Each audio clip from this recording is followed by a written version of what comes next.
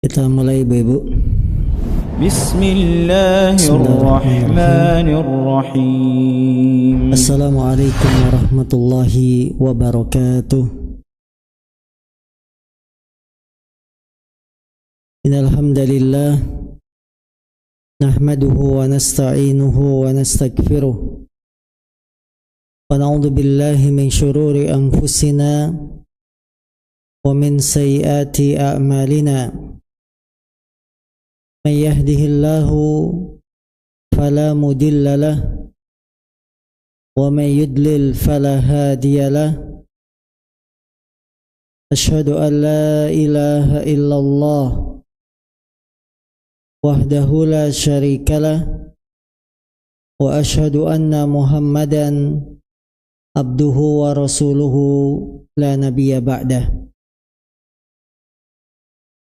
Yaqulullah tabaraka wa ta'ala ya ayyuhalladzina amanu taqullaha haqqa tuqatih wa la tamutunna illa wa antum muslimun. Wa qala aidan ya ayyuhan nasu taqu rabbakumul ladzi khalaqakum min nafsin wahidah وخلق منها زوجها وبث منهما رجالا كثيرا ونساء واتقوا الله الذي تساءلون به والأرحام إن الله كان عليكم رقيبا. فإن أصدق الحديث كتاب الله وخير الهدي هدي محمد صلى الله عليه وسلم وشر الأمور محدثاتها فإن كل محدثة بدعة وكل بدعة ضلالة وكل ضلالة في النار. Ukhti muslimah, para ibu yang dimuliakan Allah Subhanahu wa taala, satu kali Nabi kita yang mulia sallallahu alaihi wasallam memanggil sahabat Mu'adz bin Jabal. Beliau berkata, "Ya Mu'adz, wallahi inni uhibbuk. La tada'anna fi duburi kulli salah an taqul Allahumma a'inni ala dzikrika wa syukrika wa husni ibadatik." Wahai Mu'adz, demi Allah aku mencintaimu. Jangan sekali-kali engkau tinggalkan di setiap akhir salat untuk berdoa, Allahumma a'inni, ya Allah tolonglah aku, ala dzikrika, untuk selalu mengingatmu, wa syukrika, untuk selalu bersyukur kepadamu, wa husni ibadatika, dan selalu membagusi ibadah kepadamu.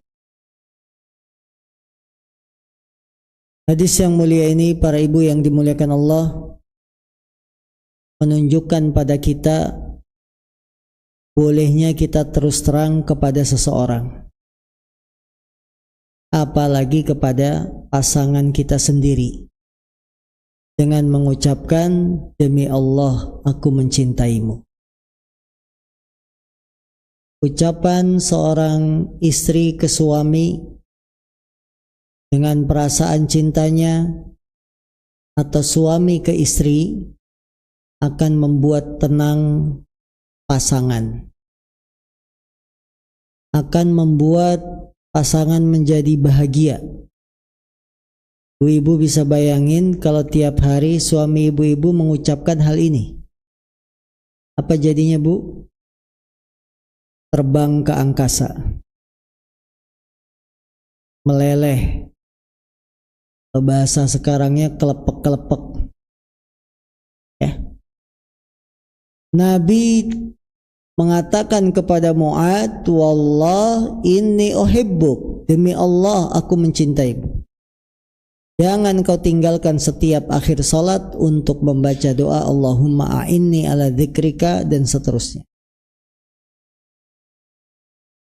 Sebagaimana pelukan kepada orang yang ketakutan membuat tenang. Sebagaimana ucapan yang meyakinkan orang yang ragu-ragu akan membuat tenang, maka ucapan perasaan kepada pasangan juga akan membuat tenang dan bahagia. Maka suami jangan gengsi mengucapkan perasaannya kepada istrinya. Begitupun istri jangan malu-malu mengucapkan kepada suaminya. Suami pulang kerja lelah, capek, jazakillah khairan mas, engkau begitu berharga bagiku, engkau satu-satunya. Ini akan membuat pasangan menjadi tenang, bahagia, akan saling timbul kepercayaan satu sama lain. Maka dalam kehidupan rumah tangga suami istri dibutuhkan yang namanya komunikasi, mengungkapkan perasaan dan lain-lain. Apalagi para istri yang perasaannya sangat halus. Hadis ini juga menunjukkan anjuran kita berdoa Allahumma a'inni ala dzikrika wa syukrika wa husni ibadatik di setiap akhir salat. Akhir salat para ulama menafsirkan maksudnya satu sebelum salam. Setelah ibu-ibu membaca perlindungan dari 4 perkara, Allahumma inni a'udzubika min adzabil qabri, min fitnatil mahya wal mamati wa min syarri fitnatil masiihid dajjal. Baca doa ini, Allahumma a'inni ala dzikrika wa syukrika wa husni ibadatik, baru salam. Penafsiran kedua, jangan kau tinggalkan di setiap akhir salat, maksudnya setelah salam. Setelah salam. Mana yang lebih mendekati kebenaran? Allahu alam, kalau kami memilih sebelum salam. Karena kalau sebelum salam kita dihitung masih sholat. Berdoa dalam keadaan masih sholat itu lebih baik daripada berdoa setelah sholat selesai. Ibu-ibu masih dalam keadaan beribadah, doa belum salam, maka ini lebih bagus daripada ibadahnya sudah selesai. Allahu ta'ala a'lam. Dan hadis ini juga menunjukkan agar kita selalu minta kepada Allah bisa memperbaiki ibadah kita, memperbaiki syukur kita, selalu bisa mengingat Allah. Kadang-kadang orang lupa kepada Allah kalau lagi senang, bahagia, lupa sama Allah. Lupa kewajiban. Lupa kepada orang yang lemah. Padahal kita diperintahkan untuk selalu mengingat Allah, jangan sampai lupa. Karena kalau kita lupa sama Allah, Allah pun akan lupa kepada kita. Kenali Allah saat senang, maka Allah akan kenal kita saat susah. Ta'arraf ilallahi firraha ya'rifka fi syiddah. Kenalilah Allah tatkala kamu lapang, maka Allah akan mengenalmu tatkala kamu kesusahan. Jadi ukhti muslimah, kalau kita dapat nikmat dari Allah apapun bentuknya, justru kita harus ingat Allah, jangan dapat nikmat malah lupa sama Allah. Sebagian manusia dapat nikmat besar, dapat nikmat warisan, dapat nikmat kenaikan posisi di kantor sehingga gajinya berubah, lupa sama Allah. Padahal kita diperintah membagusi ala dzikrika, membagusi ingat kepadamu ya Allah. Bertakwa kepada Allah, ingat Allah akan membentengi kita dari yang namanya dosa dan seterusnya. Karena ingat apa? Ingat Allah.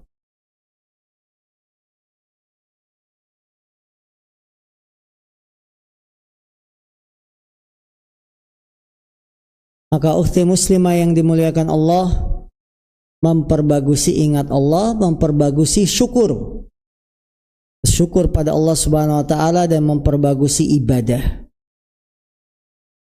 Kita ibadahnya banyak yang salah, kita ibadahnya banyak yang kurang. Apalagi semakin tua, ibadah sedikit demi sedikit sudah mulai rasanya berbeda. Salat dulu anggota badan normal, tidak ada yang sakit, sekarang mulai cenut-cenut. Apa yang cenut-cenut? Ujung jari jemari, asam urat. Kalau kita ingin bagusi ibadah kita, karena kita sadarnya rata-rata setelah kita mapan, baru sadar, baru taubat, baru dapat hidayah, baru kenal hidayah sunnah, ya.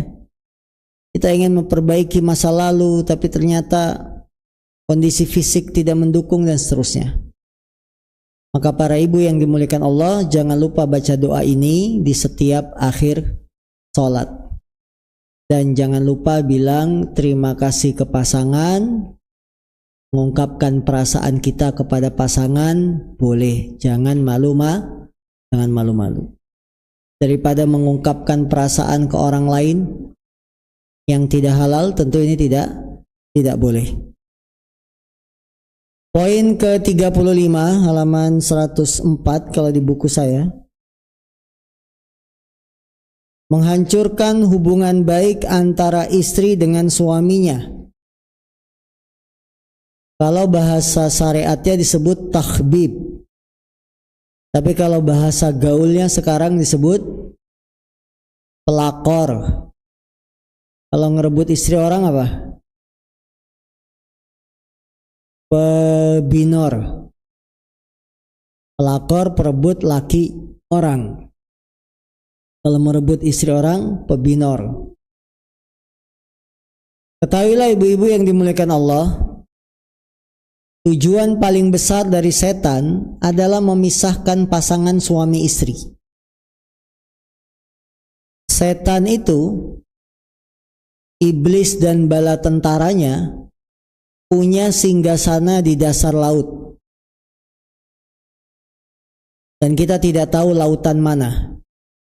Kalau ada yang bilang segitiga Bermuda, karena kapal yang lewat sana pasti hilang, ini belum tentu kebenarannya. Ya. Yang jelas lautnya di mana, kita yakini setan, iblis, bala tentaranya punya singgasana di dasar laut. Nah, setiap hari itu pasukannya, tentaranya iblis dikirim ke dunia, ke daratan. Salah satu tugasnya adalah memisahkan pasangan suami dan istri. Menebar fitnah, memporak-porandakan hubungan suami istri, menghancurkan dan seterusnya. Kalau ada pasukan tentaranya yang berhasil, maka iblis akan memuji dia. Kamu hebat, kamu bagus. Tapi kalau ada pasukan tentara yang tidak berhasil memisahkan suami istri, akan dijelek-jelekan oleh iblis. Jadi ibu-ibu, salah satu misi besar dari iblis memisahkan suami dan istri. Hal ini berdasarkan hadisnya Jabir bin Abdullah. Hadis riwayat Muslim. Jabir bin Abdullah, beliau sahabat yang mulia, punya bapak namanya Abdullah. Yang bapaknya ini meninggal dunia dan meninggalkan anak-anak yang banyak, masih kecil-kecil. Jabir karena ditinggal orang tua, dia ingin menikah. Tapi menikahnya memilih seorang janda. Kenapa pilih janda? Supaya ada yang jagain adik-adiknya. Ketika berita ini didengar oleh Nabi, Nabi nanya, kenapa kamu nggak nikah dengan gadis? Kalau kamu menikah dengan gadis itu, kamu bisa bermain dengan dia, dia bisa mencandai kamu. Apa jawabnya Jabir? Wahai Rasulullah, kalau saya menikahi gadis, nanti istri saya malah saingan sama adik-adik saya. Karena seumuran. Bisa jadi berantem sama adik-adik saya. Tapi kalau saya menikahi janda, dia akan ngemong mengasuh adik-adik saya. Ini diantara sekelumit kisah sahabat Jabir bin Abdillah. Jabir bin Abdillah diriwayatkan bahwa dia berkata, Rasulullah bersabda, sesungguhnya iblis meletakkan singgasananya di atas air. Kemudian dia mengutus bala tentaranya, maka yang paling dekat kedudukannya dengan iblis adalah yang paling besar menebar fitnah. Salah satu dari mereka akan datang lalu berkata, aku telah mengerjakan demikian dan demikian. Iblis berkata, kamu belum mengerjakan apapun.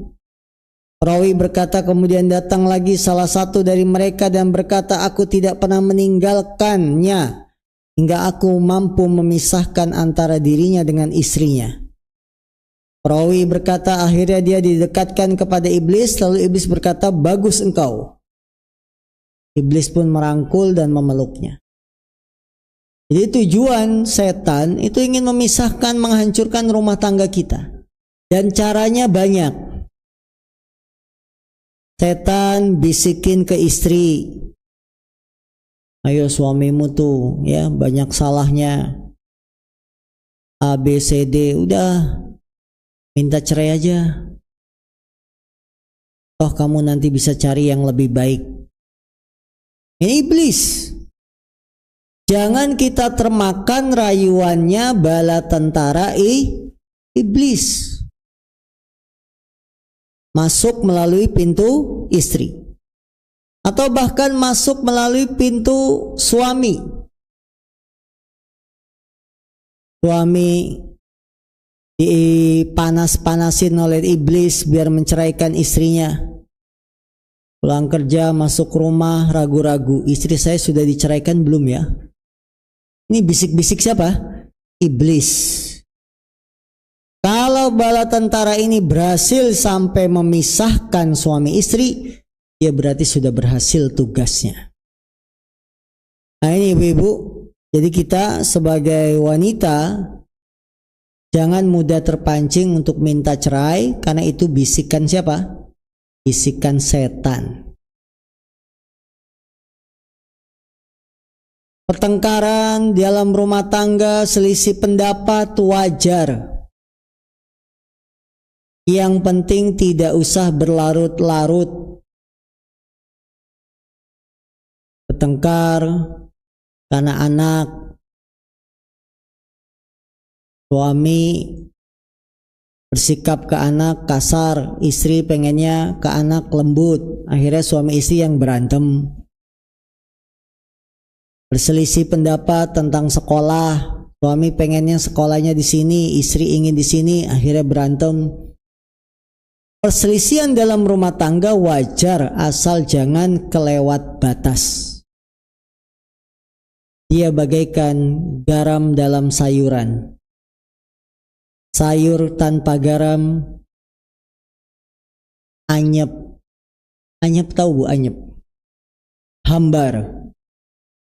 Sayur garamnya kebanyakan wasin. Taukid kan, wasin. Sangat asin. Begitulah pertengkaran suami istri. Ya. Dan insya Allah kita banyak damainya, banyak baiknya daripada berantemnya. Karena bumbu rumah tangga yang justru setelah selisih pendapat malah saling koreksi masing-masing, tambah baik masing-masing pasangan suami dan istri. Itu yang dituntut. Nah, kalau setan tugas utamanya memisahkan suami istri lewat jalan bisikan kepada suami, bisikan kepada istri, ada cara yang lain. Apa? Setan membisikkan manusia ketiga. Di antara manusia ketiga, para wanita yang kurang kerjaan, menggoda suami orang, menggoda istri orang. Baru tadi malam saya dapat postingan nih. Postingannya sangat mengkhawatirkan. Seorang janda menikah dengan 3 laki-laki. Jadi ceritanya, dia bukan janda, dia seorang wanita, istri, punya suami yang sah. Lalu mengaku ke salah seorang ustadz. Jadi ada ustadz yang kena korban dia. Ngaku dia masih janda. Masih janda. Akhirnya dinikahi sama ustadznya. Ustadznya pun ya rada-rada juga. Rada-rada. Nggak teliti dulu. Karena ustadz sibuk, berarti dia punya 2 suami nih. Suami sah, suami ustadz. Ustadznya sibuk, ya kan. Nah, si istri ini memang dasarnya udah nggak baik, kenalan lagi dengan laki-laki lain, mengaku janda juga. Akhirnya dinikahi juga sama laki-laki. Berarti seorang istri punya suami 3.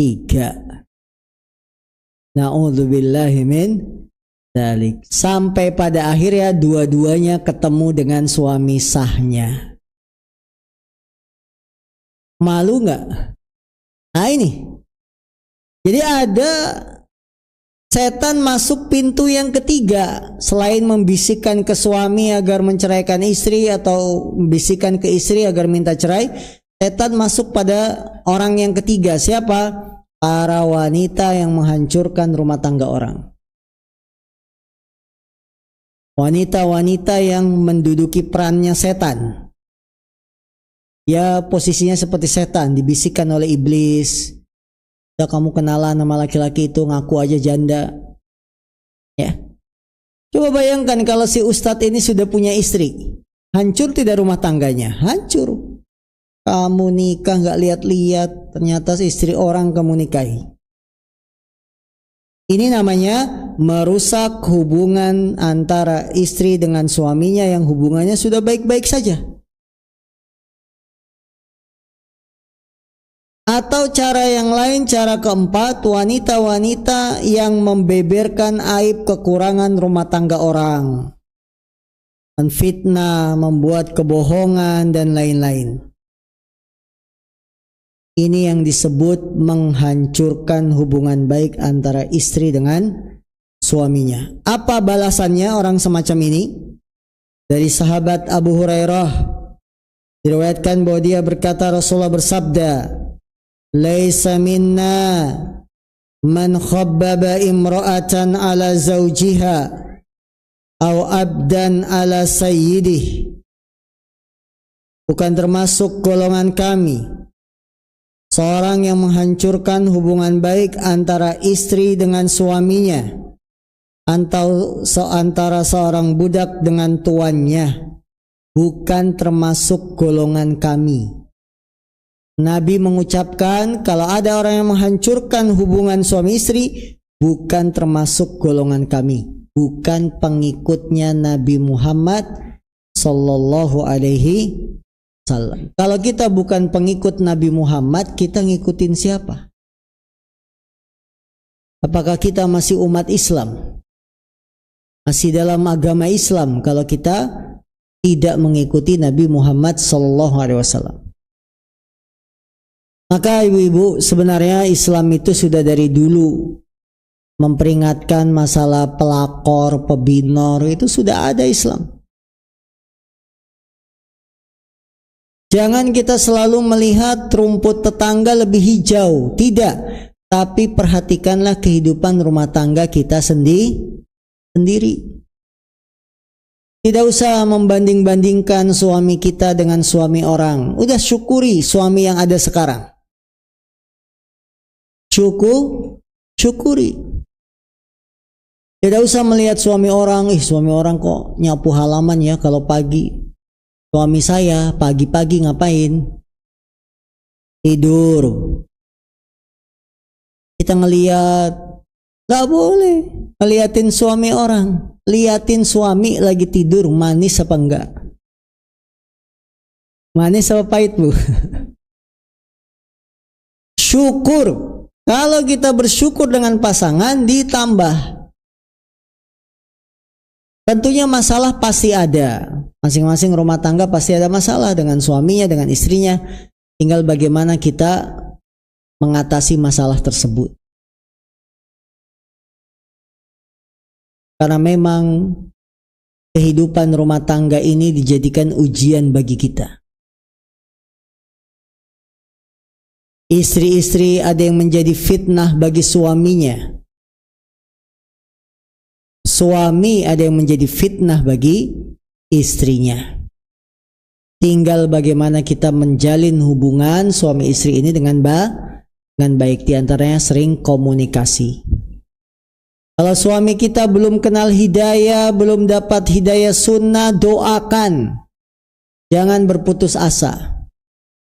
Jangan memustahilkan dia nggak akan dapat hidayah suami saya, nggak boleh. Karena hidayah di tangan Allah, kita hanya bisa berusaha.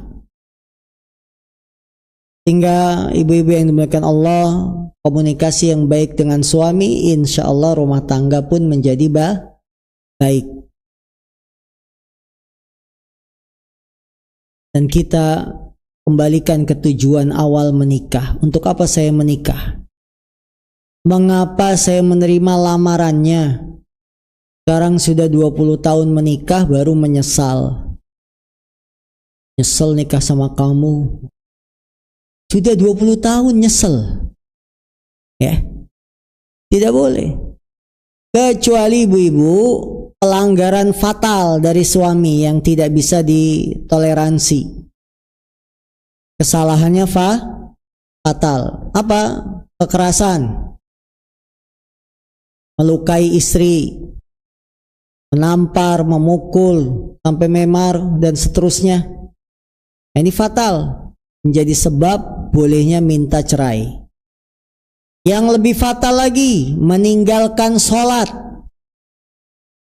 Suami meninggalkan sholat, ini kesalahan fatal. Kasih pilihan.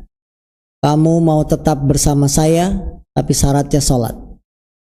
Kalau kamu tidak sholat, silakan angkat kaki.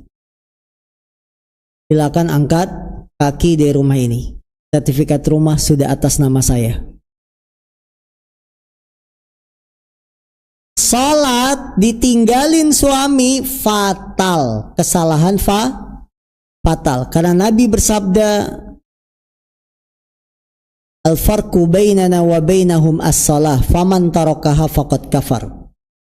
Perbedaan kita dengan orang kafir adalah salat. Barang siapa yang meninggalkan salat, sungguh dia telah kafaro, keluar dari Islam. Ini bahaya.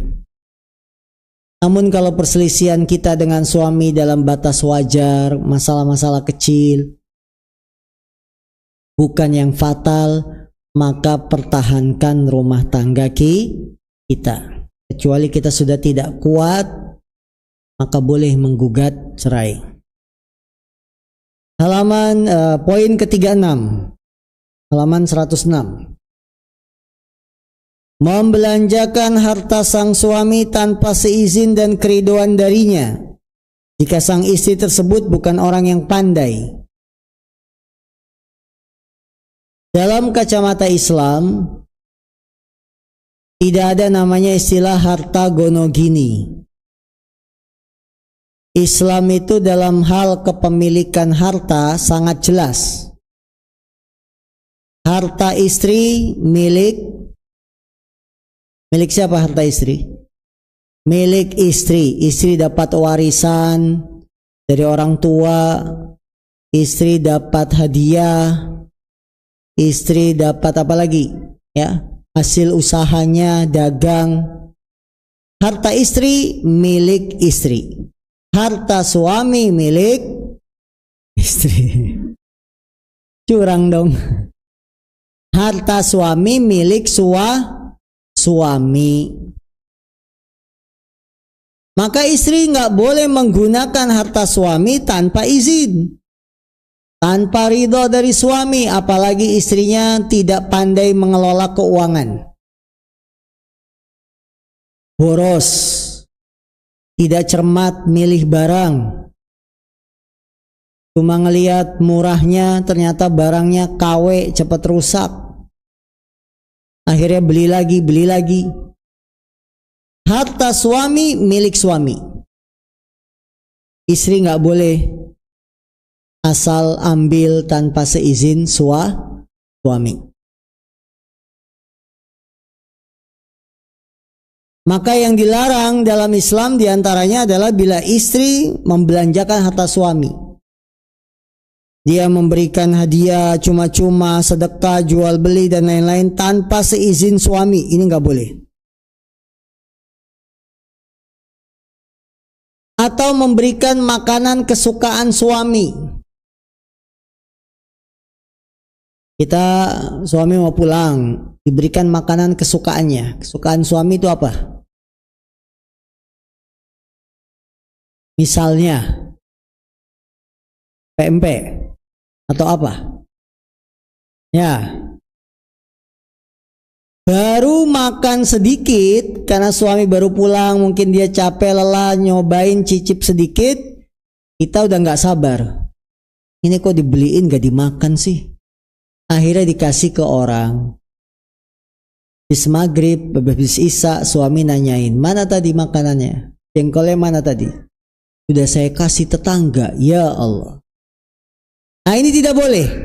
Istri memberi hadiah dengan harta suami, maka harus izin kepada pemilik harta, yaitu suami.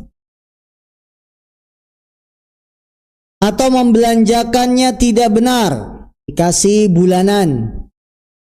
Ibu-ibu kalau nafkah dikasih harian, mingguan apa bulanan? Bulanan sambil pesan cukup nggak cukup, harus cukup gitu ya.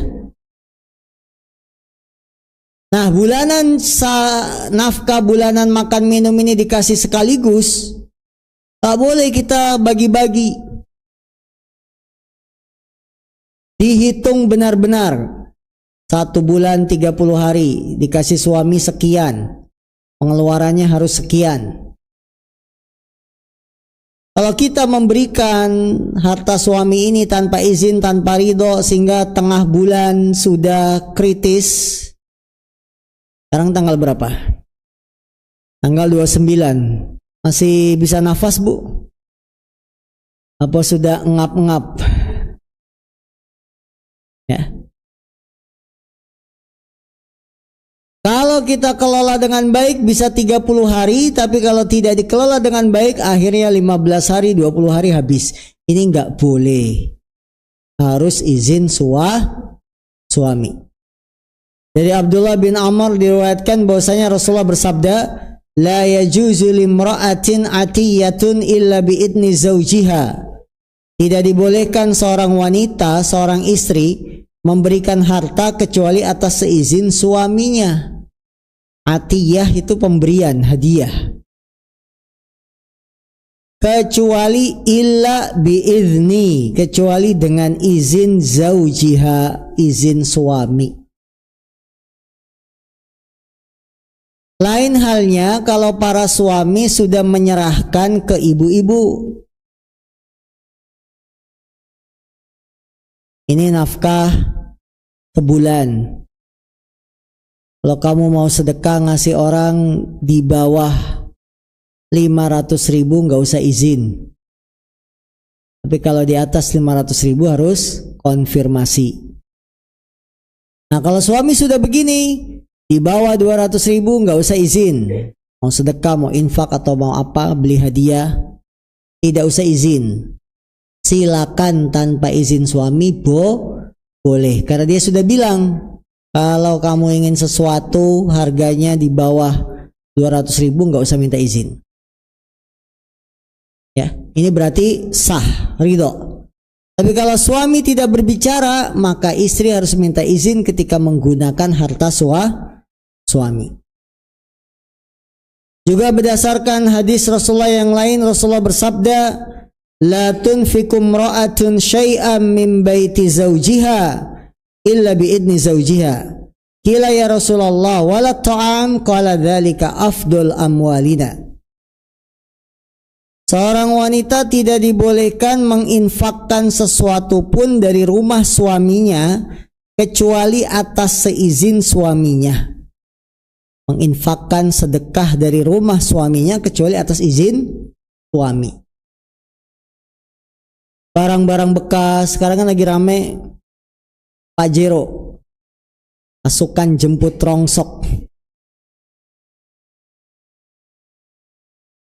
Nah, barang-barang di rumah suami senangnya elektronik. Kita ngelihatnya udah nggak sabar bikin rungsep, tahu rungsep. Berantakan, akhirnya barang-barang elektronik suami disedekahkan jadi bahan barang rongsok. Suami pulang kerja nanyain, mana kemarin headset? Saya kasih ke rongsok, bang rongsok. Nggak boleh. Harus izin dengan suami. Mas, ini ada elektronik kamu nggak pakai, kasih orang juga enggak, cuma jadi bahan sampah di rumah. Saya kasih orang ya? Ya boleh. Kalau suami bilang boleh, boleh kita kasihkan orang. Jadi dalam masalah infak, istri kalau menggunakan harta suami harus izin suami. Tapi kalau istri infak menggunakan uangnya sendiri, uang istri, tidak perlu izin suami. Ibu-ibu ingin ngasih orang tua, pakai uang pribadi, uang kita sebagai istri. Kebetulan punya tabungan, kebetulan punya penghasilan. Kita ingin ngasih uang ke orang tua, tidak perlu izin suami, karena itu yang dipakai uang kita sendiri.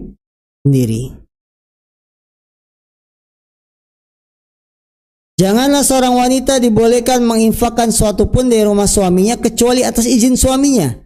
Ada yang bertanya, wahai Rasul, bagaimana dengan makanan? Makanan kita banyak di rumah, ngasih tetangga nggak izin suami. Apa jawaban Nabi Muhammad? Itu adalah harta kita yang paling mulia. Jadi maksudnya sekalipun ngasihnya makanan tetap tidak boleh, harus izin suami. Kalau suaminya nggak suka makanan itu, saya nggak suka, kasih aja orang, boleh, karena sudah dapat izin dari suami. Kesimpulannya, ibu-ibu, ukhti muslimah yang dimuliakan Allah, jangan kita sedekah kecuali dengan ridho suami. Kalau itu menggunakan harta suami, karena dalam Islam harta istri milik istri, harta suami milik suami.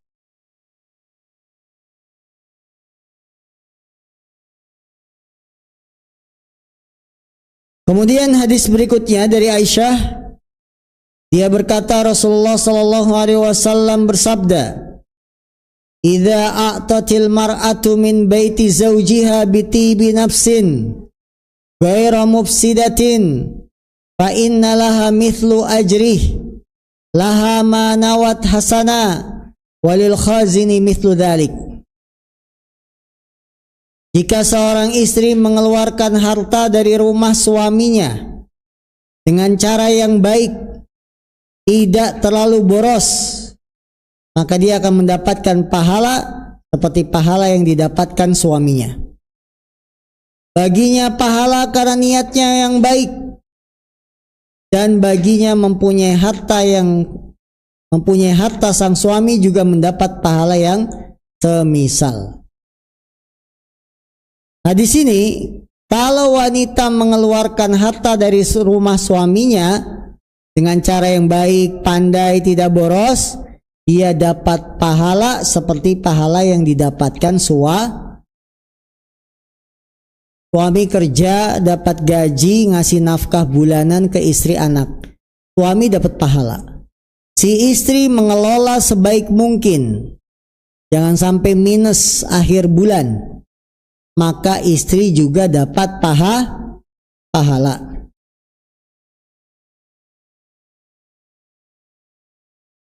Maka para ibu pintar-pintarlah mengatur keuangan.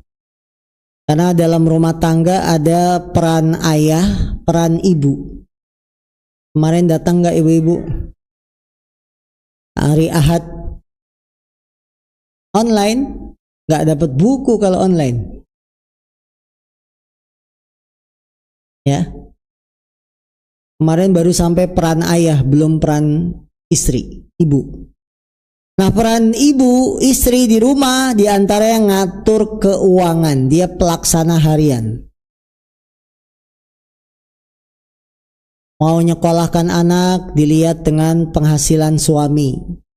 Masuk ke sini biayanya sekian. Suami sanggup tidak? Nah, itu istri. Begitupun nafkah-nafkah. Makan minum. Kalau istri pandai mengelola, tidak boros, dia dapat pahala. Ini isyarat bagi para ibu harus pandai mengatur keuangan. Jangan boros. Boros sehari beli 3 gamis. Habis uang bulanan. Anak minta mainan apapun, kasih. Ini namanya tidak baik dalam mengelola keuangan nafkah. Kenapa istri kok bisa dapat pahala juga karena ngatur keuangan? Karena niatnya baik, caranya juga baik.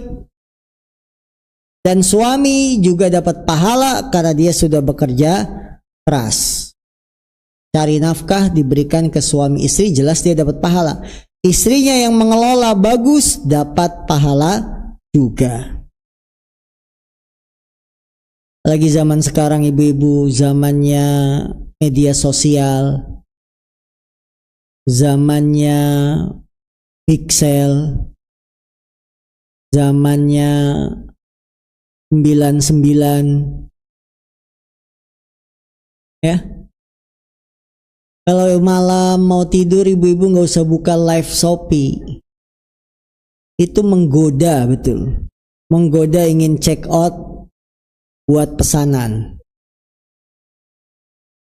Jadi kalau mau tidur HP itu dijauhkan. Jangan nunggu ngantuk buka live Shopee, live lain-lain. Akhirnya tergoda beli. Padahal sedang tanggal-tanggal tua yang butuh hati-hati. Karena seorang istri tidak boleh sampai boros membelanjakan harta suami. Nanti kan bisa saya minta lagi, nggak bisa. Karena boros itu temannya siapa?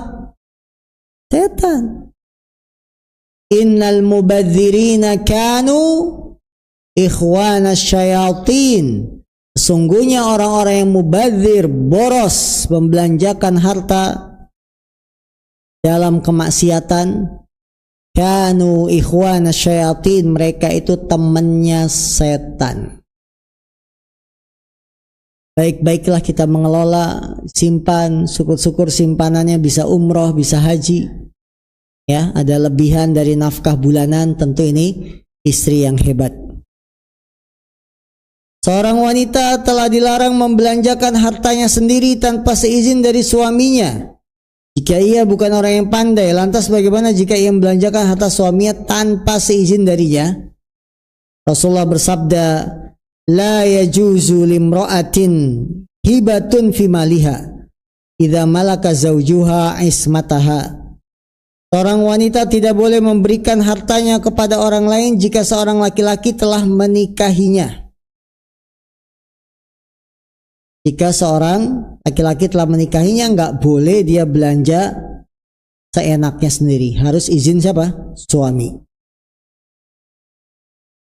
Dalam riwayat lain disebutkan seorang istri tidak boleh memberikan hartanya tanpa seizin dari suaminya.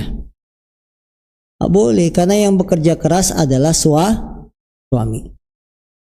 Dalam hadis yang lain juga disebutkan, idza malaka rajulun mar'ata lam tajuz atiyatuha illa bi'ti. Jika seorang laki-laki telah menikahi seorang wanita, maka tidak diperkenankan alias tidak boleh bagi wanita tersebut memberikan hartanya tanpa seizin dari suaminya.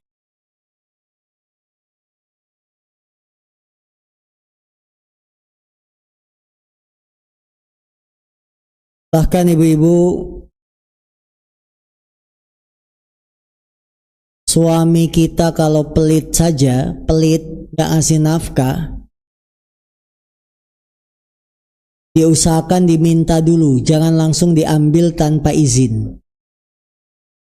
Kalau dia tidak ngasih, diminta langsung tidak ngasih, baru boleh ngambil tanpa izin. Jadi ada sebabnya, ngambil harta suami itu harus ada izinnya.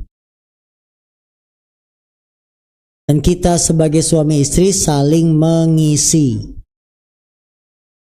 Suami ngisi dompet, istri ngisi apa? Dan suami istri saling mengisi. Suami ngisi dompet, istrinya ngisi anak-anak, diajarkan, sekolahkan, dipilih guru yang baik, hingga terjalin kerjasama yang baik, insya Allah menghasilkan rumah tangga yang baik. Poin 37, membenci anak wanita. Dulu di zaman jahiliyah ada kebiasaan mengubur anak-anak perempuan. Mereka tidak terima kalau istrinya melahirkan anak perempuan. Anggapan mereka perempuan itu lemah, gak bisa diajak jihad, gak bisa diajak naik kuda untuk berperang. Sehingga mereka malu kalau punya anak perempuan. Akhirnya apa? Benci, gak suka punya anak perempuan. Kalau terlanjur lahir anak perempuan, dibunuh, dikubur hidup-hidup. Adapun kisah Umar bin Khattab mengubur anak perempuannya hidup-hidup, ini tidak benar. Jadi kalau ibu-ibu dengar kisah Umar bin Khattab membawa anak perempuannya, bilangnya main, tapi ternyata sudah ada lubang kuburan, ini ceritanya tidak benar. Nah, dulu punya anak perempuan malu. Islam datang, dihapus. Islam bahkan memuliakan wanita. Tidak lagi ada kata terhina. Anak laki, anak perempuan sama. Allah berfirman, yahabu liman yasha'u dzukura wa yahabu liman yasha'u inatha aw yuzawwijuhum.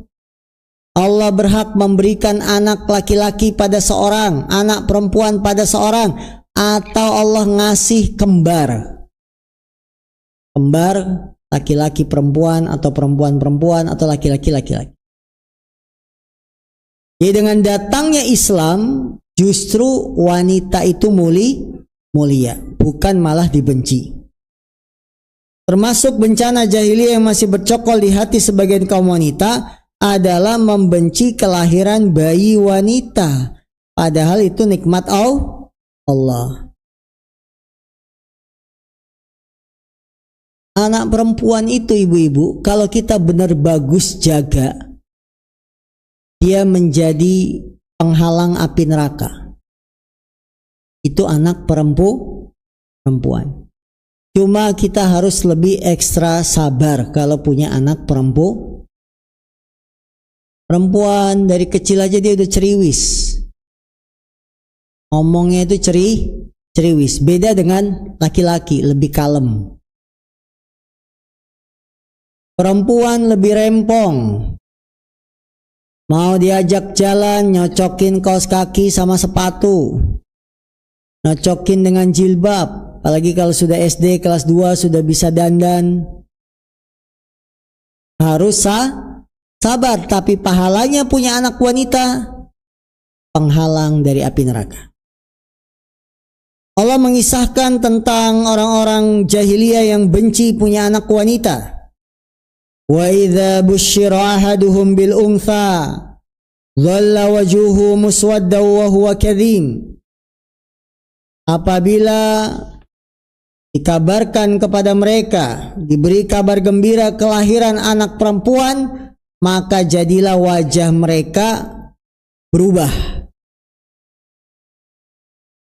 Dhalla wajhuhu muswadda, wajahnya berubah jadi hitam kemerahan. Wa huwa kadhim, dan dia benci, tidak suka. Dengan demikian para ibu, anak yang merupakan anugerah Allah kita terima, kita didik, kita besarkan.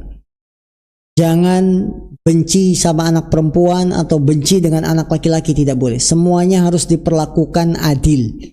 Nabi bersabda, "I'adilu baina auladikum," berlakulah adil di antara anak-anak kalian. Jangan pula sayang salah satu. Kita pilih kasih,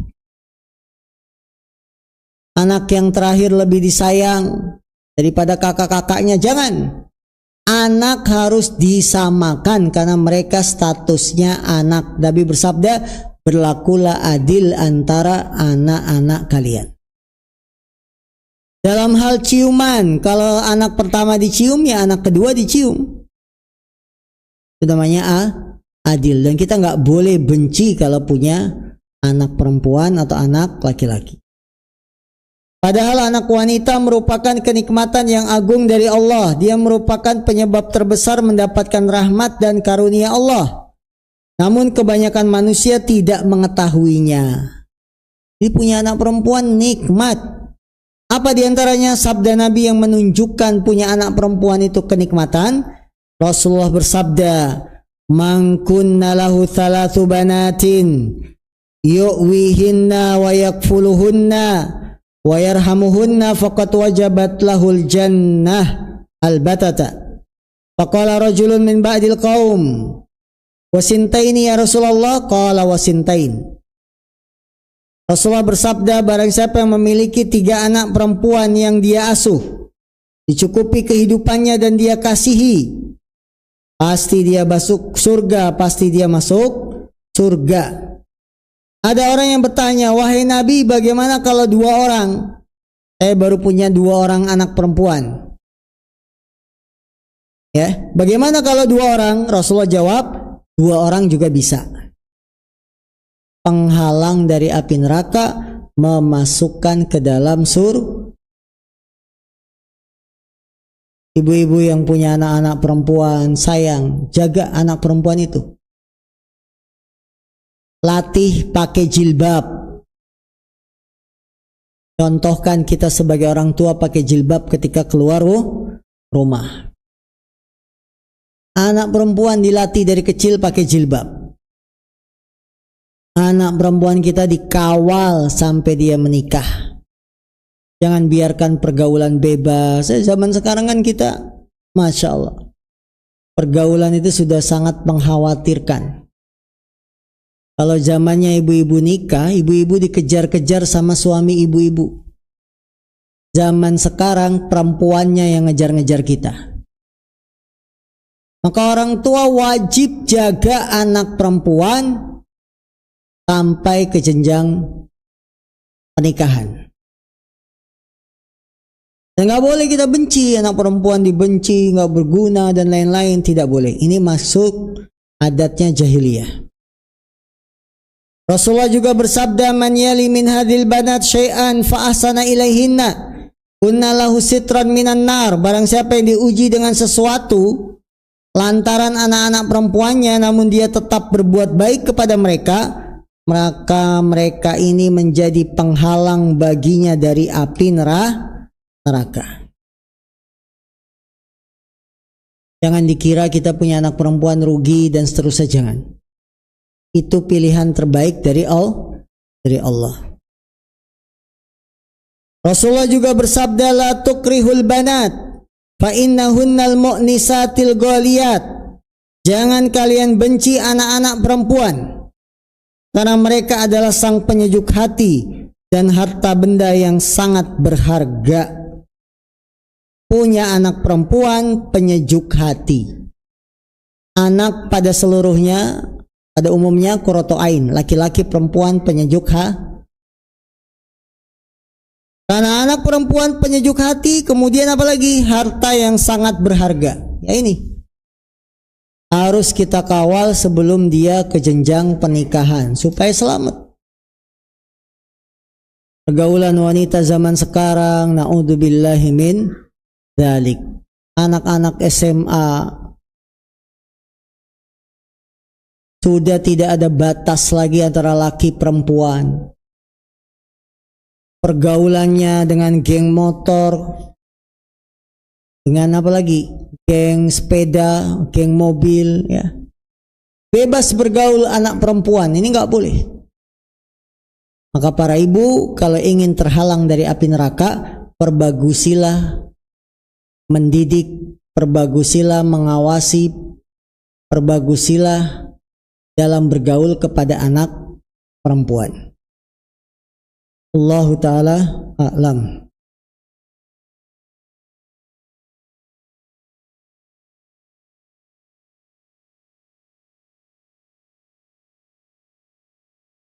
Terakhir 38, tidak adil dalam memperlakukan anak-anaknya. Sudah kita bahas, orang tua harus adil. Tapi kalau nafkah ibu-ibu tidak harus adil. Nafkah itu babnya kebutuhan, bukan adil. Anak SMA dengan adiknya masih SD, tentu kebutuhannya beda. Ini namanya nafkah. Harga sepatunya beda, namanya nafkah. Adil dalam hadiah, iya. Kalau hadiah harus adil, tidak boleh pilih kasih. Kita keluar kota bawa oleh-oleh kaos, ya kaos semuanya dapat dengan ukuran beda-beda. Ini hadiah. Tapi kalau nafkah boleh beda. Nafkah boleh beda, tidak harus adil. Karena nafkah itu dilihat kebutuhan, bukan adilnya. Maka semoga kita semua termasuk orang-orang tua yang berhasil. Orang tua yang berhasil mendidik, membesarkan anak-anak kita di atas jalan hidayah, di atas jalan sunnah. Sebagai orang tua yang selalu mendoakan anak-anaknya agar mereka jadi anak yang saleh, menyejukkan mata. Karena tidak ada investasi yang paling berhasil kecuali investasi anak. Anak kita didik, kita ajarin Quran, bacaan Al-Fatihah. Setelah kita meninggal, bacaan Al-Fatihah anak di dalam sholat bisa sampai pada kita. Ya, tidak ada investasi yang terbaik kecuali investasi anak. Cuma memang berat dalam mendidik anak. Kita manusia biasa masih lebih sering marah, emosi, memilih kasih. Saudari-saudariku ukhti muslimah, semoga selalu Allah memberkahi keluarga kita menjadi keluarga yang sakinah, mawaddah, dan rahmah. Ya, ada pertanyaan? Silakan.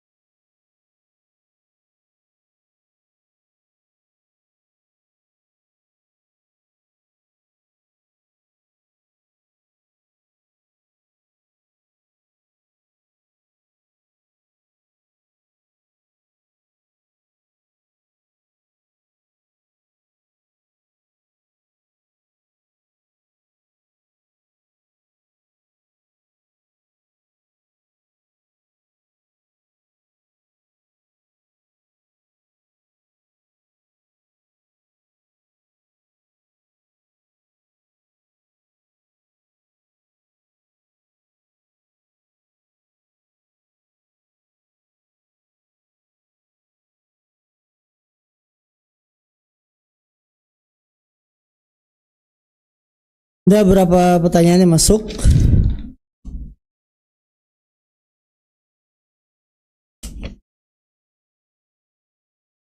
Assalamualaikum warahmatullahi wabarakatuh. Waalaikumsalam warahmatullahi wabarakatuh.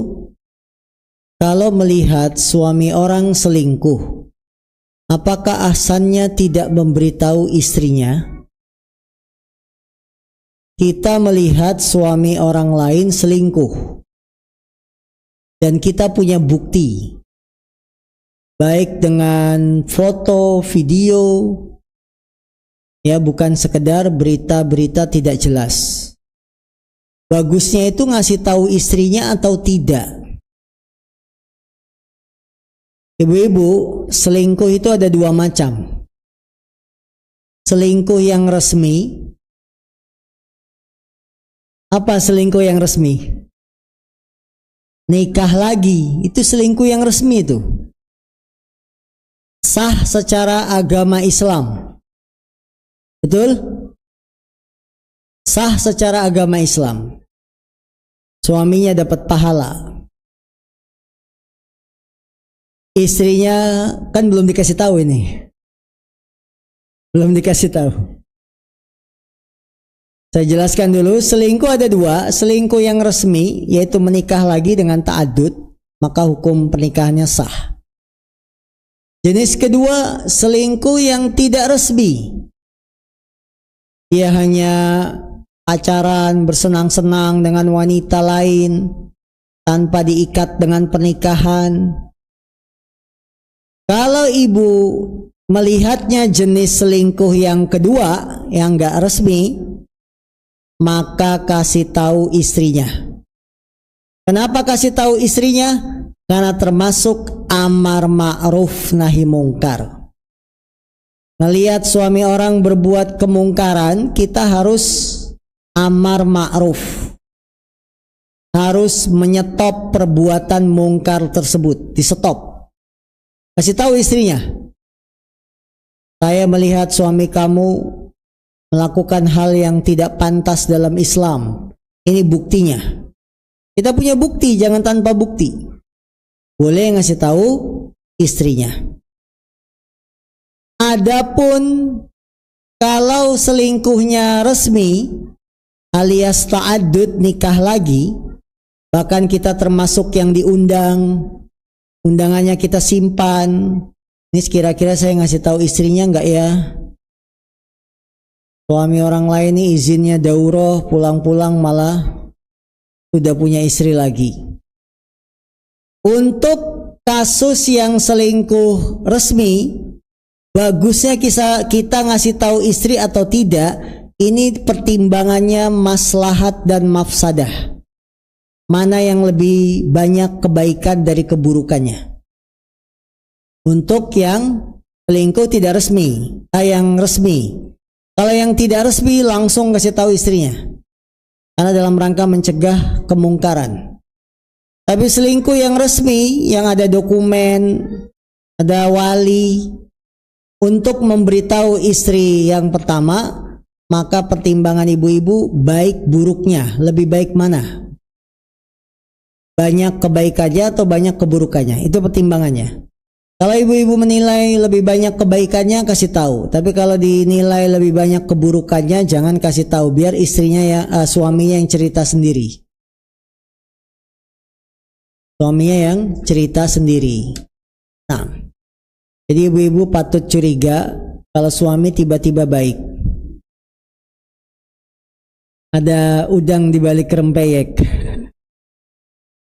Apabila fulana sering berhutang kepada teman-temannya, padahal suaminya mampu, gajinya besar, apakah ahsannya juga tidak perlu memberitahu suaminya juga? Yang pertama, ibu kasih tahu si fulanahnya, jangan langsung potong kompas ke suaminya. Kasih tahu si fulanahnya itu, sini. Saya sebagai orang tua di Taman Sentosa, karena paling lama tinggal di sini, saya ingin menasihati kamu, jangan banyak hutang. Suami kamu itu mampu, gajinya besar, kenapa kamu sering hutang?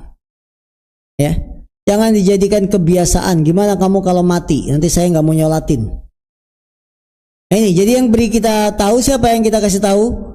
Si fulanah itu, karena dia yang melakukan.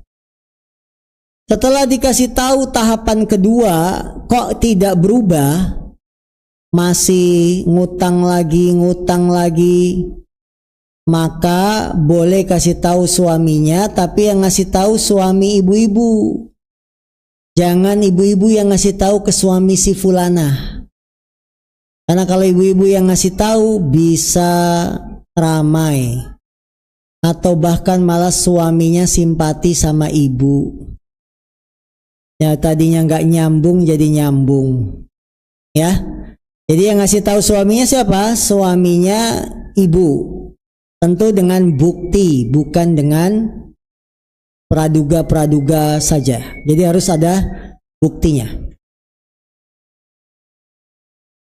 Apabila dikasih uang belanja bulanan, suami sudah menyerahkan sepenuhnya untuk dikelola istri. Apakah berdosa jika istri tidak izin lagi untuk menggunakan harta itu untuk sedekah, beli makanan untuk orang tua kita, teman-teman kita, dan lain-lain? Dilihat kondisinya. Istrinya itu pandai nggak ngelola uangnya.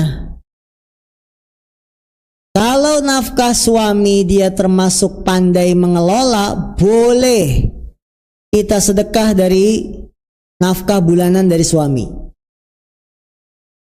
Yang penting patokannya tidak boleh sampai memadoroti keadaan dapur dalam sebulan.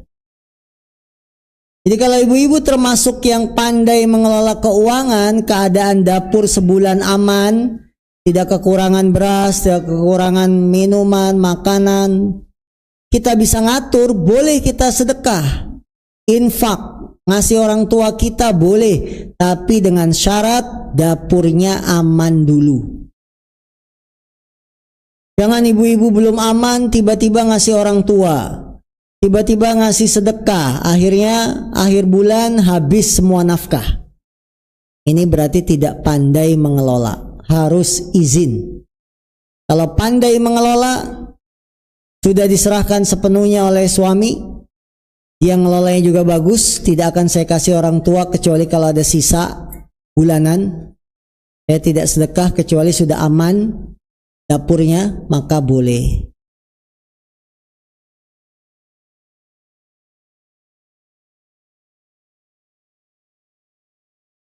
Apabila istri tidak izin suami untuk keluar rumah untuk kegiatan yang rutin dilakukan, hanya pergi di sekitar rumah saja, apakah berdosa? Sebelumnya sudah bilang suami di awal kegiatannya, jadi tidak setiap mau pergi izin WA suami yang sedang bekerja, khawatir mengganggu suami kalau setiap apa-apa WA suami. Iya betul, ini boleh, tidak masalah.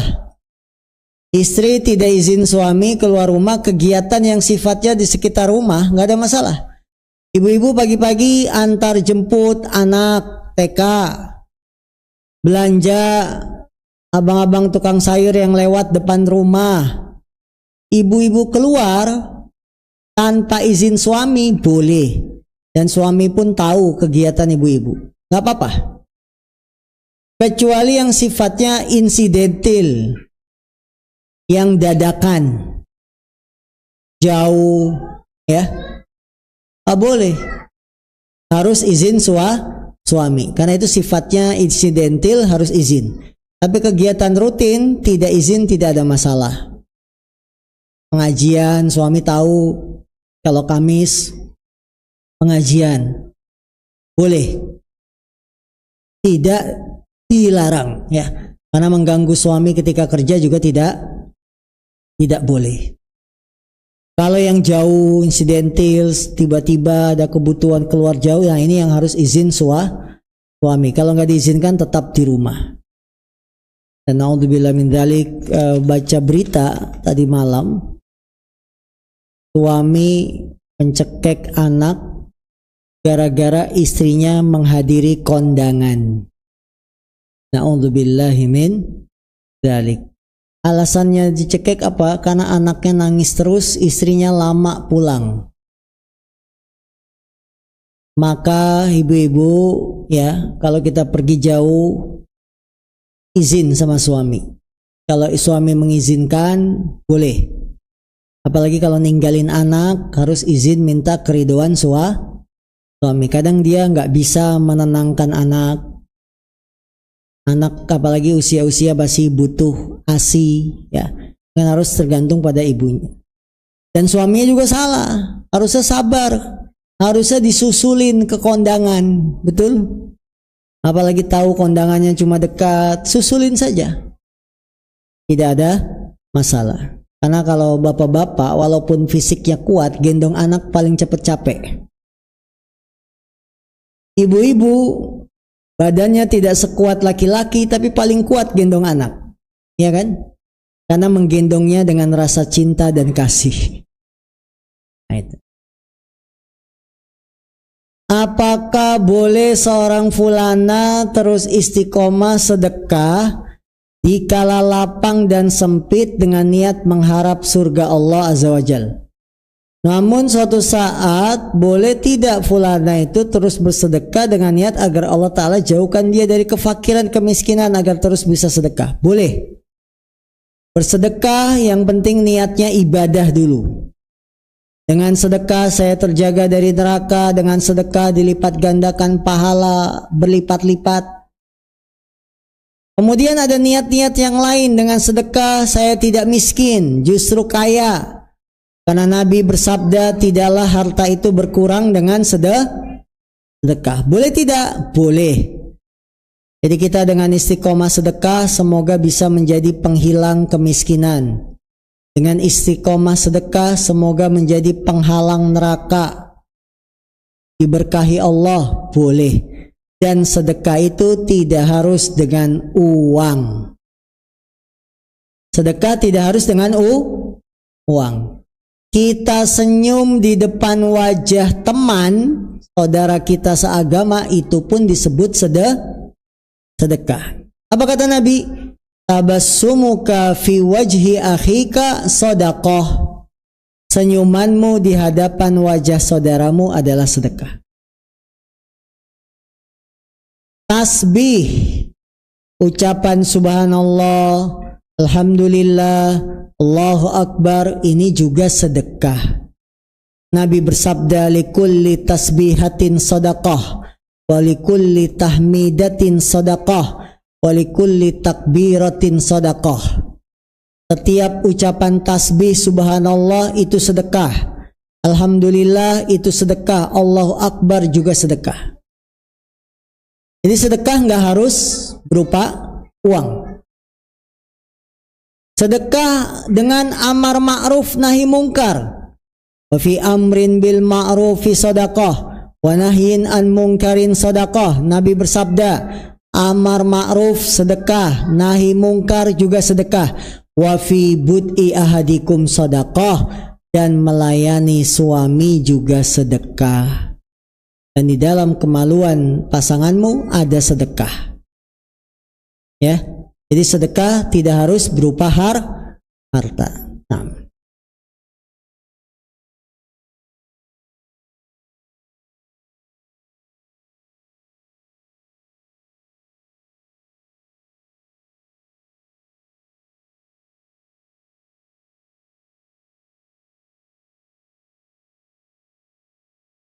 Bagaimana hukumnya jika suami tidak memberi uang belanja karena istri bekerja?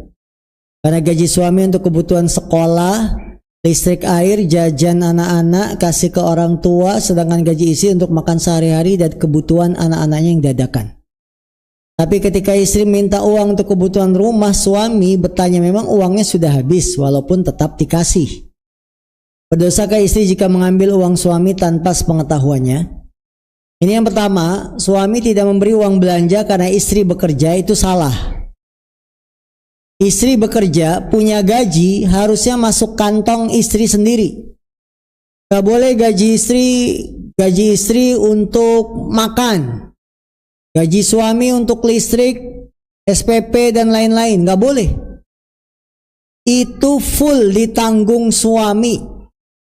Kebutuhan sekolah, listrik, air, jajan anak-anak, kasih orang tua, ini tanggungan suami. Makan sehari-hari, kebutuhan anak dadakan, ini pun tanggungan suami. Ini nggak benar kalau gaji istri dimanfaatkan untuk kebutuhan makan sehari-hari. Karena yang wajib memberi nafkah siapa? Suami. Kecuali istrinya ridho.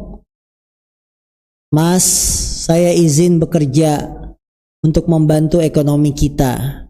Nanti gaji saya untuk menambahin makan. Gaji saya untuk bayar cicilan apa. Kalau si istri ridho, maka jangan menuntut ke suami lagi. Karena dia ridho, gajinya dipakai untuk bulanan. Ini pertanyaannya, jadi harus ditanya, si istri ini rela tidak makan sehari-hari dari gaji dia? Ya.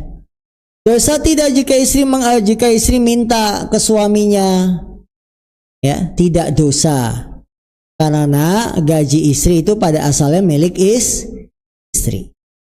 Dosa tidak jika istri ngambil uang suami tanpa sepengetahuan? Tidak dosa kalau memang suaminya pelit. Kalau suaminya pelit tidak ngasih nafkah, boleh kita ambil uangnya tanpa sepengetahuan suami. Berdasarkan hadisnya Hindun bintu Utbah. Hindun itu pernah lapor kepada Nabi, wahai Nabi, suami saya pelit, tidak pernah ngasih nafkah yang mencukupi saya dan anak-anak saya.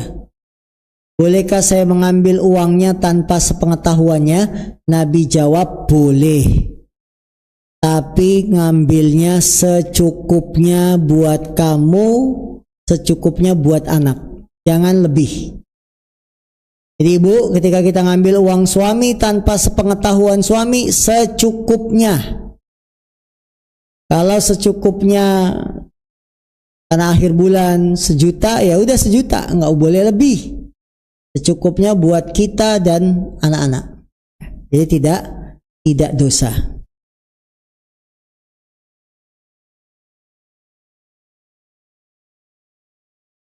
Masalah keuangan semuanya dipegang suami. Istri hanya diberi nafkah bulanan yang pas-pasan. Ketika suami sedang ada lebih rizki, istri hanya bisa menasehati untuk umroh atau haji. Istri tidak bisa memaksa berbuat apa-apa karena semua keuangan atas kuasa suami. Istri pun tidak punya rekening sendiri. Uang istri berjualan pun juga masuk rekening suami. Dan ketika uang suami habis, umroh dan haji pun hanya tinggal harapan. Istri kecewa sekali. Suami sudah sering diingatkan daftar umroh atau haji, tapi jawabnya selalu iya saja. Apakah istri berdosa, Ustaz? Istri sudah mengingatkan suami. Tidak dosa. Istri yang semacam ini insya Allah istri yang solehah. Dia tidak dosa karena sudah mengingatkan suami. Tapi ibu terlalu polos. Punya uang hasil jualan kok ya dikasih ke suami.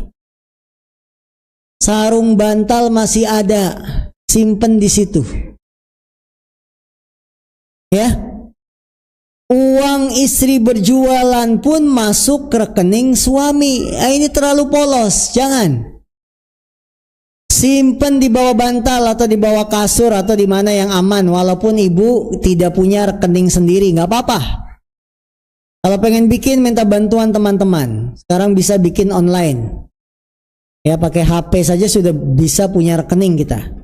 Asalkan data-data lengkap.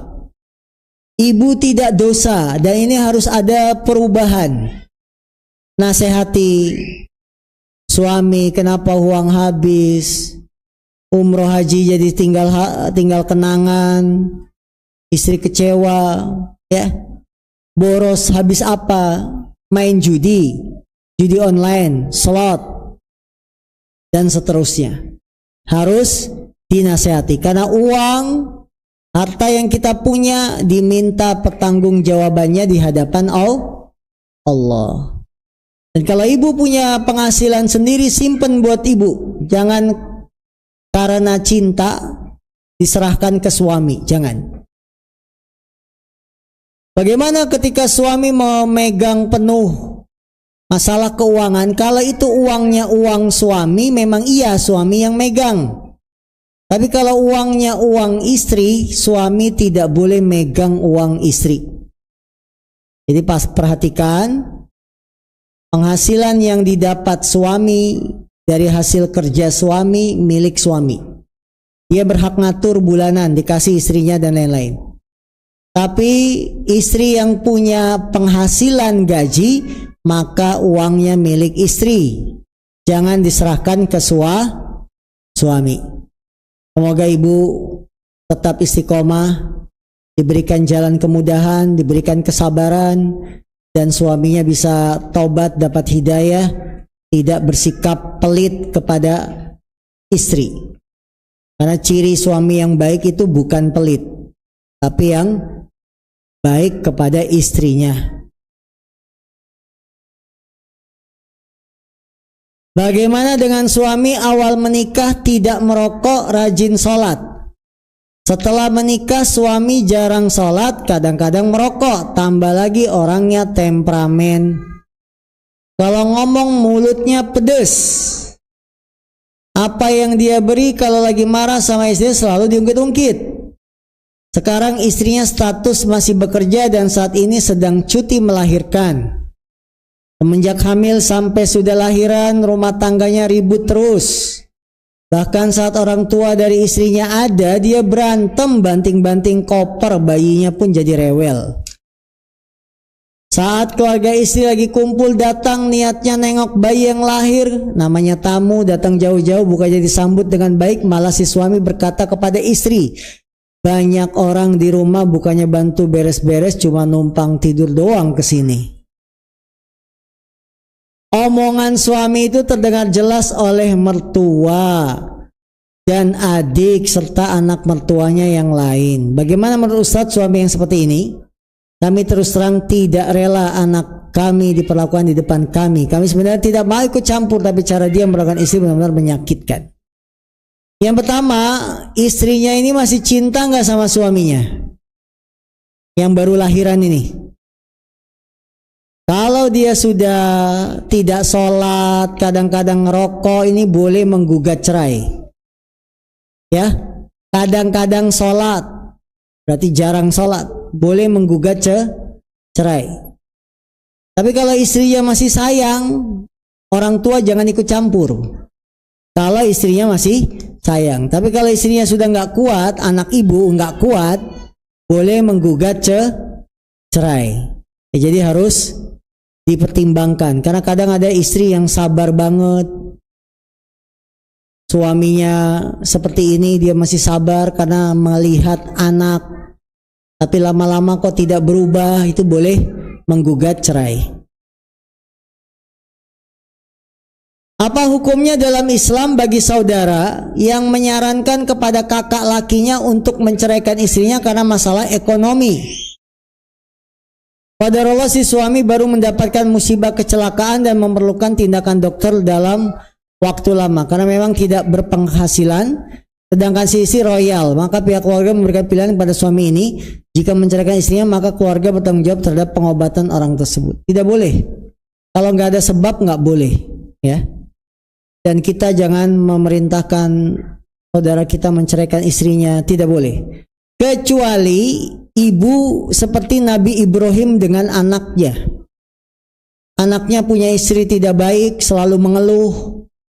Ketika ditanya bagaimana keadaan suamimu, si istrinya Ismail ini malah mengeluh. Kami nggak pernah cukup makan, selalu kurang dan lain-lain. Dia tidak bersyukur dengan hasil kerja keras Nabi Ismail. Maka Nabi Ibrahim pesan, kalau nanti suamimu pulang, kasih tahu supaya mengganti palang pintu ini. Kalau kita orang tua seperti Nabi Ibrahim boleh, dan anak kita seperti Nabi Ismail, ya. Jadi harap dipertimbangkan matang-matang kalau menyuruh anak kita bercerai dengan istrinya. Jika anak-anak mendapatkan uang angpau saat Idul Fitri, uang tersebut milik anak-anak atau orang tuanya?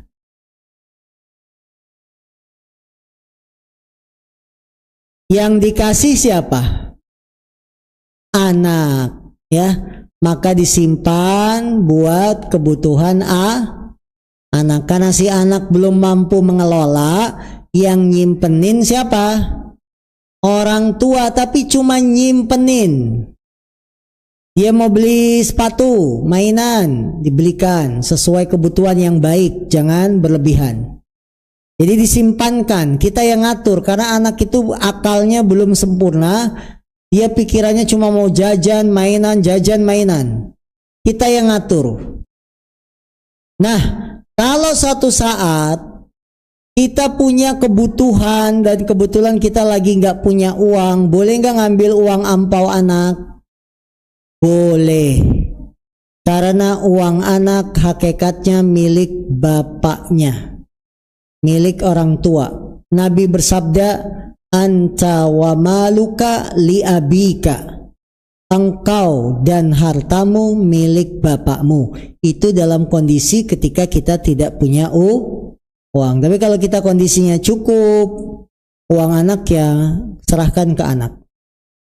Apakah seorang istri jika ingin membelanjakan harta istri harus seizin suami? Tidak. Tidak usah izin karena itu uang ibu sendiri. Boleh. Ya ibu mau belanja apa boleh. Tapi kalau belanjanya berlebihan suami berhak negur. Kamu kok saya lihat paket tiap hari datang. Sebentar-sebentar paket. Ditegur istrinya. Boleh negur. Walaupun itu pakai uang istri sendiri. Kan ini uang aku. Iya itu uang kamu. Tapi kan saya suami mengingatkan. Mengingatkan jangan membelanjakan harta dalam hal yang tidak baik. Ya. Nah ini. Jadi tidak harus izin. Tapi kalau berlebihan suami boleh menegur. Apakah seorang istri boleh bersedekah? Apakah boleh seorang istri bersedekah tanpa izin suaminya dari uang yang dicari istri sendiri? Melalui kerja freelance atau dari uang jajan yang dikasih suami ke istri. Boleh. Nggak izin tidak ada masalah. Karena itu uang istri. Boleh. Apakah jalan untuk meniti surga Firdaus itu wanita soleha diuji dengan berbagai kesulitan? Contoh. Suami di PHK. Hartanya banyak hilang. Karena stop riba dan ujian lainnya yang mana wanita soleha tersebut sedang menangis saat berdoa kepada Allah. Ibu yang dimuliakan Allah SWT, neraka itu dihiasi dengan sesuatu yang indah. Neraka dihiasi dengan sesuatu yang indah. Tapi surga dihiasi dengan sesuatu yang kita tidak senang. Itu jalan menuju surga. Neraka dihiasi dengan sesuatu yang indah. Riba kan indah, dapat untung banyak. Ya, menyenangkan hati. Minum-minuman keras, judi, nanti menang dapat uang, judi. Sesuatu yang indah itu tapi jalan neraka. Jalan surga dihiasi dengan sesuatu yang kita benci, dapat musibah, suami di PHK, uang berkurang karena meninggalkan riba, itu musibah. Kita nggak suka, itulah jalan surga. Karena surga tidak didapat dengan santai-santai. Surga tidak didapat dengan leha-leha. Nabi Muhammad mendapatkan surga dengan berdarah-darah. Dicaci maki, dihina, dibilang tukang sihir, dibilang gila. Para sahabat dijamin surga tidak dengan mudah. Dengan ujian yang berat, puncaknya mereka diusir dari kota kelahiran. Kita anak desa, malah kitanya yang diusir dari desa. Kita anak daerah, kita yang diusir. Coba bayangin. Betapa sakitnya Nabi Muhammad dan para sahabat harus meninggalkan kota Mekah, kota kelahiran mereka. Meninggalkan kota Mekah menuju Madinah. Ujian, cobaan. Tapi setiap ujian, cobaan, yakinlah fa inna ma'al usri yusra. Sesungguhnya bersama kesulitan itu ada kemudahan. Akhirnya Nabi setelah mendidik sahabat-sahabat di Madinah, mereka jadi orang yang kuat, tidak cengeng. berjihad melawan orang kafir, sudah kuat, Nabi kembali ke Mekah, kota Mekah bisa direbut lagi. Sesungguhnya bersama kesulitan ada kemudahan. Maka ibu yang sedang diuji ujian ini, bersabarlah, terus berjuang, optimis, insya Allah. Sabar itu seperti namanya, pahit di depan, manis di belakang. Bagaimana menyikapi suami yang selalu mengungkit pemberian ke istri? Dan di usia pernikahan ke-6 saya belum dikaruniai anak. Ibu mertua selalu ikut campur rumah tangga dan menjelek-jelekan saya ke saudara atau tetangga bahwa saya belum hamil. Suami sempat gugat cerai, tapi setelah rujuk, sikap suami masih sama. Mengungkit pemberian dan masalah anak. Apakah rumah tangga seperti ini perlu saya pertahankan? Yang pertama, masalah utama, belum dikaruniai anak. Ini perlu dicek masing-masing. Apakah kedua pasangan normal, sehat semuanya? Kalau yang tidak sehat datang dari suami, maka tidak boleh menyalahkan istri. Kalau istrinya yang tidak sehat, maka suami pun jangan menyalahkan istri. Tapi yang ada gandeng tangan istri. Kemana? Sama-sama kembali kepada Allah. Wa qultu astaghfiru rabbakum innahu kana ghaffara. Perbanyaklah istighfar kepada Rabb kalian, karena sungguhnya Allah itu Maha Pengampun. Yursilis sama alaikum midrara. Kalau kalian banyak istighfar, Allah akan mengirimkan air dari langit, hujan yang deras. Wa yumdidkum bi amwali wa banin. Kemudian Allah akan berikan kepada kalian harta dan anak-anak.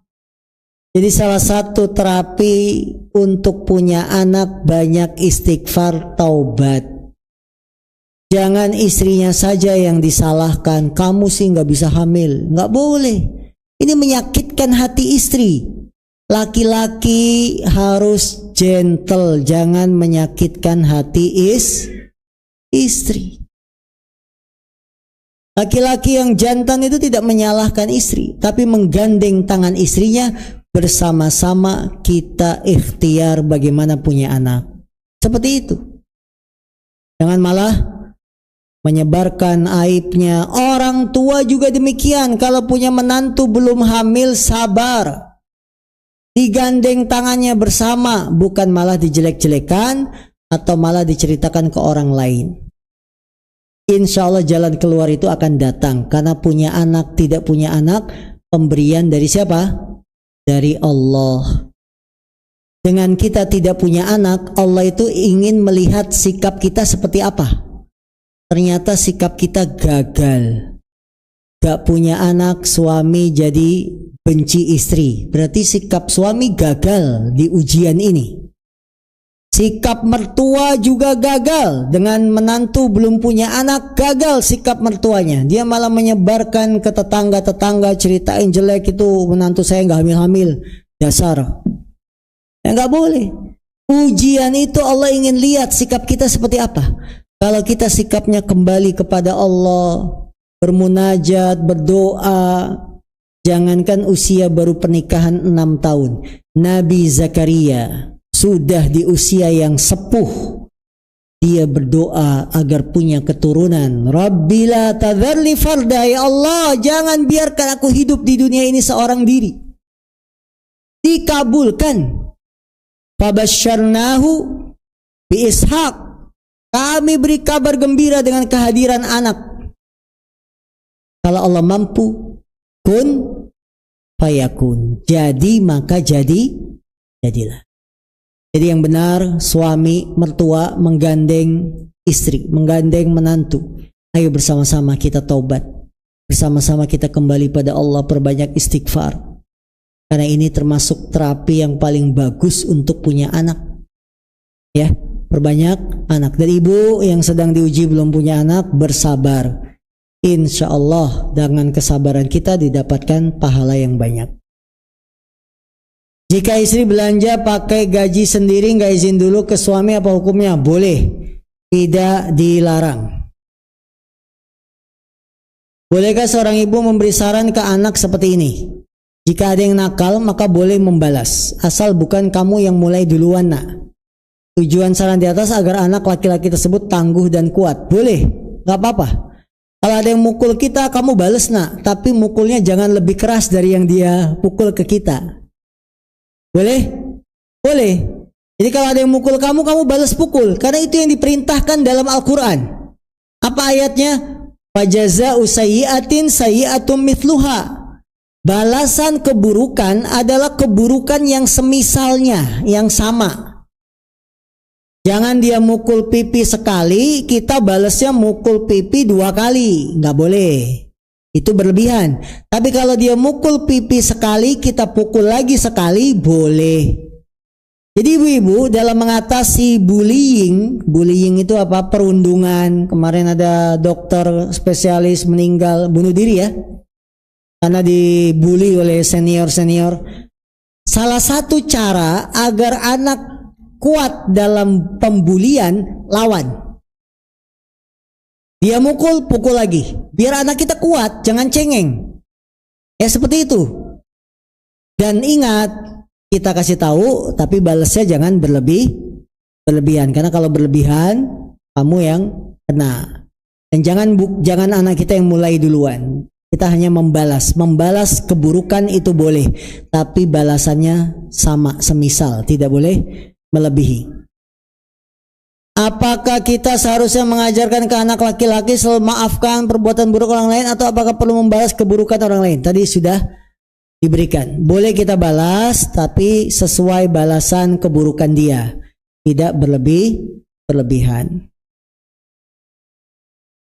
Apakah diperbolehkan untuk kita memperlama doa saat sebelum salam pada saat sholat berjamaah sehingga salam kita telat beberapa detik menit dari salamnya imam? Tidak boleh.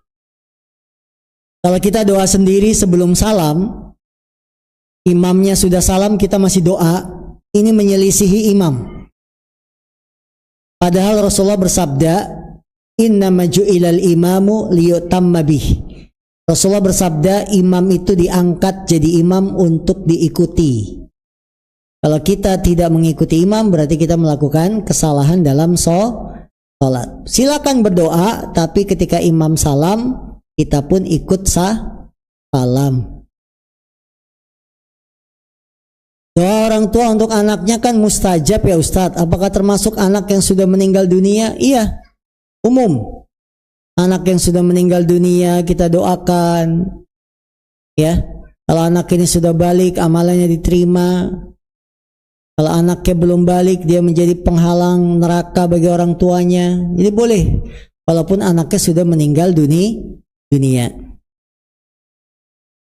Apakah berdosa jika istri enggan diajak ke rumah mertua karena seringkali tiap bertemu ada konflik dengan mertua dan ipar, jadi memilih untuk menghindar? Yang kedua, bagaimana sebaiknya sikap istri jika suami lebih memilih sekolah negeri untuk anak ketimbang sekolah Islam?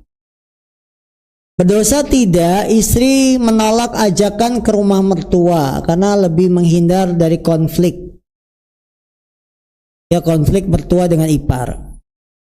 Yang pertama, perlu diketahui tidak boleh memutus tali silaturahim.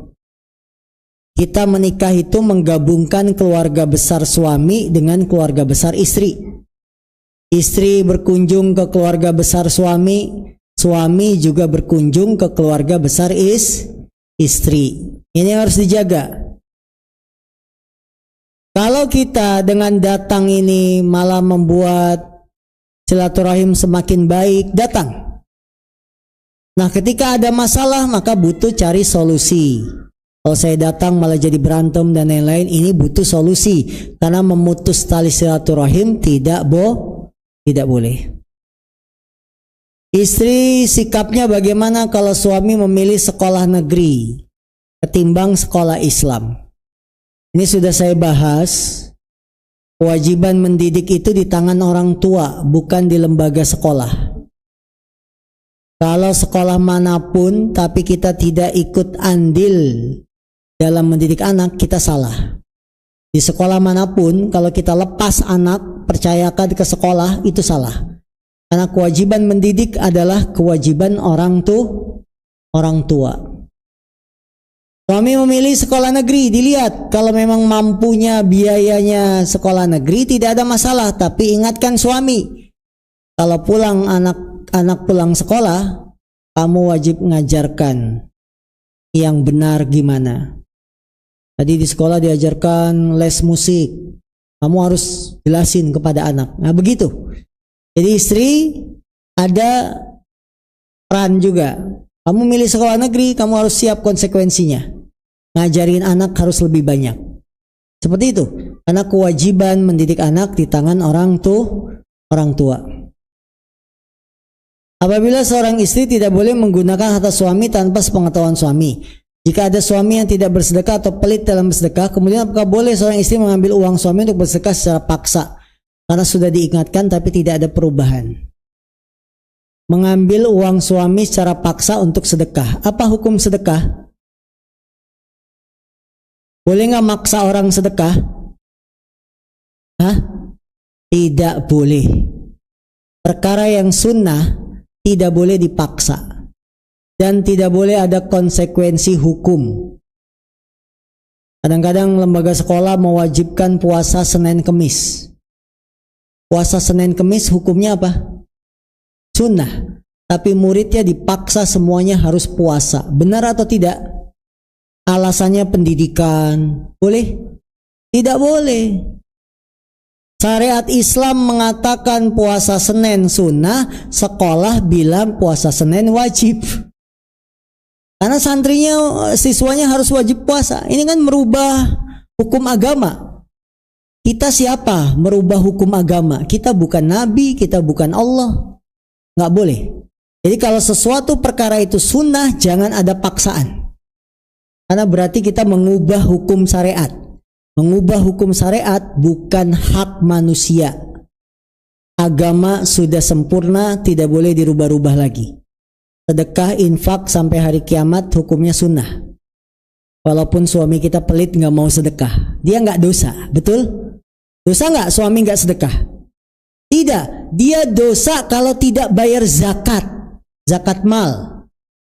Dia dosa karena zakat hukumnya wajib. Tapi dalam perkara sunnah tidak boleh ada paksaan.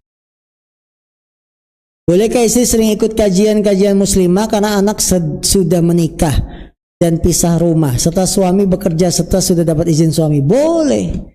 Boleh banget, asalkan rumah nanti suami pulang kerja rumahnya bersih, tidak ada piring kotor, makanannya sudah ready, lengkap dengan sayur. Ya, sebelum suami nyampe rumah kita sudah dandan di rumah. Jangan masih di tengah jalan. Sebentar ya yang ya, kajiannya belum selesai. Nggak boleh. Jadi boleh muslimah sering kajian, tapi ingat kewajiban sebagai istri. Tugas-tugas istri apa yang harus kita perhatikan, jangan sampai dilalaikan hak-hak suami.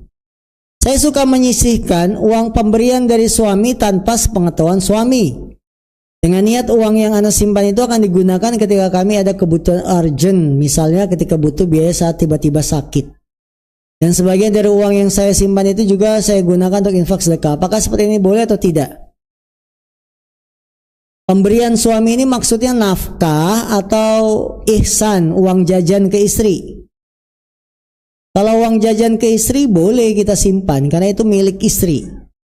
Tapi kalau pemberian suami sifatnya nafkah, pastikan nafkahnya aman dulu, jangan belum udah disimpan. Mas, nafkah lagi, loh yang kemarin mana? Baru setengah bulan. Iya habis, padahal kita simpen. Nggak boleh ya. Kalau itu bentuknya nafkah, pemberian suami itu nafkah, pastikan nafkah bulanannya aman, baru sisanya boleh disimpan, disedekahkan. Tapi kalau tidak aman, jangan disimpan, jangan disedekahkan ya. Nah, kalau pemberian di sini maksudnya uang jajan ke istri, yang sebagian suami memberikan uang jajan ke istri selain nafkah, boleh istri mengatur sekehendaknya. Allahu ta'ala alam. Subhanaka Allahumma bihamdika asyhadu an la ilaha illa anta astaghfiruka wa atubu ilaik. Walhamdulillahirabbil alamin. Assalamualaikum warahmatullahi wabarakatuh.